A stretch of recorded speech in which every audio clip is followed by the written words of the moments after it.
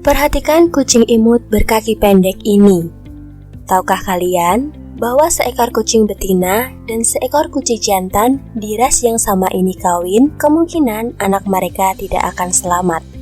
Hal ini dikarenakan gen pembawa sifat kaki pendek mereka ternyata sifatnya mematikan apabila bertemu dengan gen sifat yang sama. Lalu, bagaimana cara menghindarinya? Cara yang bisa dilakukan adalah dengan mengkawinkan kucing tersebut dengan indukan yang tidak memiliki gen kaki pendek.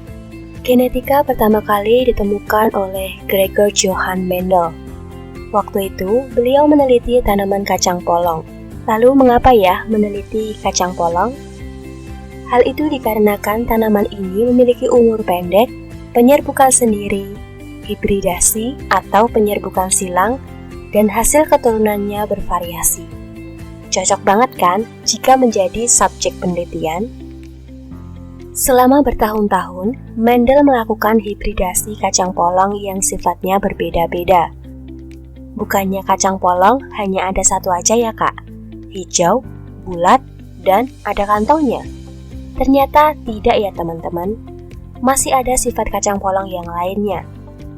Bisa dibayangkan dong betapa banyaknya hibridasi yang dilakukan oleh Mendel, bisa ratusan bahkan ribuan kali. Setelah sekian waktu, akhirnya Mendel menyimpulkan hasil penelitiannya. Kesimpulan itu sampai saat ini dikenal dengan hukum 1 Mendel dan hukum 2 Mendel. Kedua hukum inilah yang menjadi dasar mempelajari pola pewarisan sifat atau yang sekarang ini disebut dengan genetika.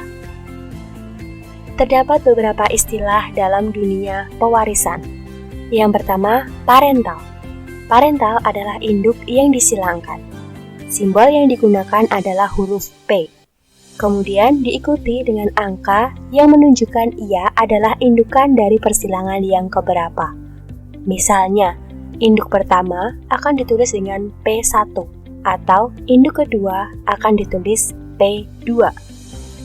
Dua parental yang disilangkan itu akan menghasilkan filia. Filia yaitu anak hasil persilangan induk atau parental. Simbol yang digunakan adalah huruf F. Sama seperti pada parental, simbol filia ini akan diikuti dengan angka yang menunjukkan dia keturunan di tingkat keberapa. Misalnya, F1 yaitu keturunan tingkat pertama atau F2 yaitu keturunan tingkat kedua. Kemudian ada kata yang sering sekali kita dengar, yaitu gen. Gen yaitu faktor pembawa sifat. Dilihat dari dominasinya. Gen dibagi menjadi gen dominan yang disimbolkan dengan M besar, memiliki sifat kuat dan mendominasi.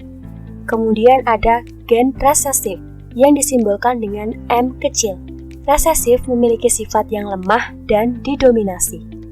Di pewarisan sifat ini, gen akan berpasangan dan membentuk alel. Alel yaitu gen yang berpasangan. Jika gen disimbolkan dengan satu huruf saja, maka alel disimbolkan dengan 2 huruf. Kemudian ada genotype.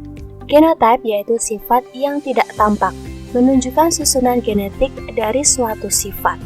Genotype dibagi menjadi 3.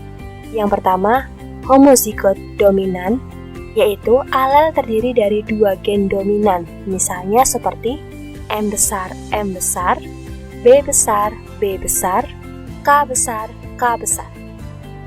Kebalikannya, ada homozigot resesif, yaitu alel terdiri dari 2 gen resesif, misalnya M kecil, B kecil, B kecil, K kecil, K kecil.